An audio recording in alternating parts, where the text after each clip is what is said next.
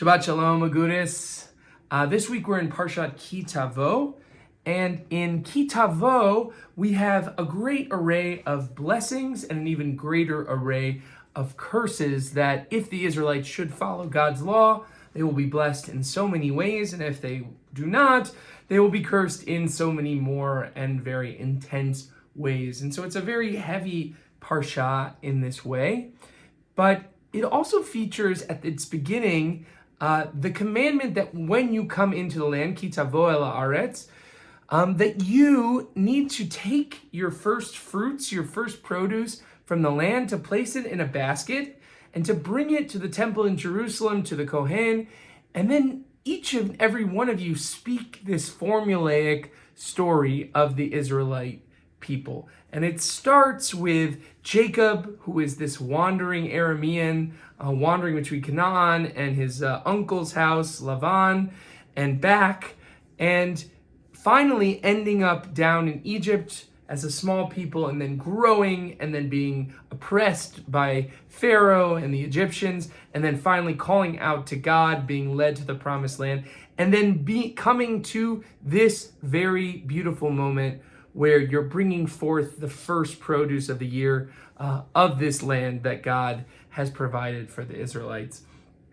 And on the surface, it seems like these two parts of the Parsha, blessings and curses, and this section on bringing your first fruits, are not exactly connected.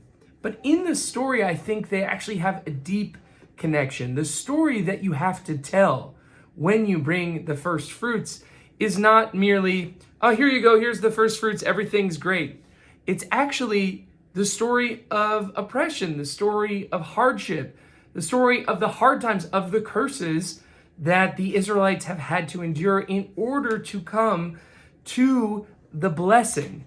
And I think this is really instructive for our lives. A lot of times we like to think, when times are good, it's all blessing, everything's good, nothing can ever go wrong ever again. You feel on cloud nine.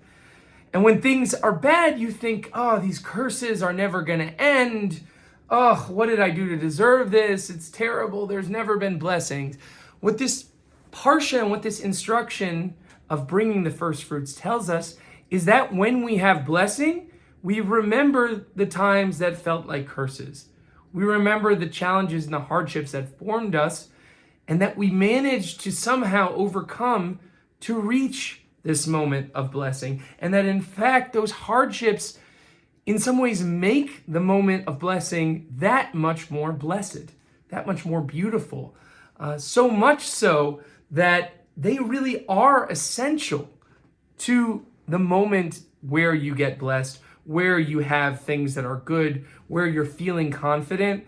You remember it wasn't always that way. And I think that's important in our lives, that sometimes we're, very pessimistic and very cynical and very scared of the way the world is, or something is happening in the world. And we think it's just curses forever. It's curses forever.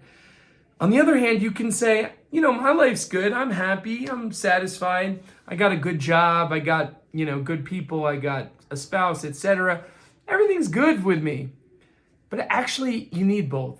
You actually need to remember the hard moments. You need to remember that not just the hard moments for you, but how those hard moments might be affecting other people. And hopefully that helps you to grow your compassion, to really fully embody those moments of blessing, and to spread that blessing to others in the future. So I'm wishing us a lot more blessing than curse in our new year coming soon.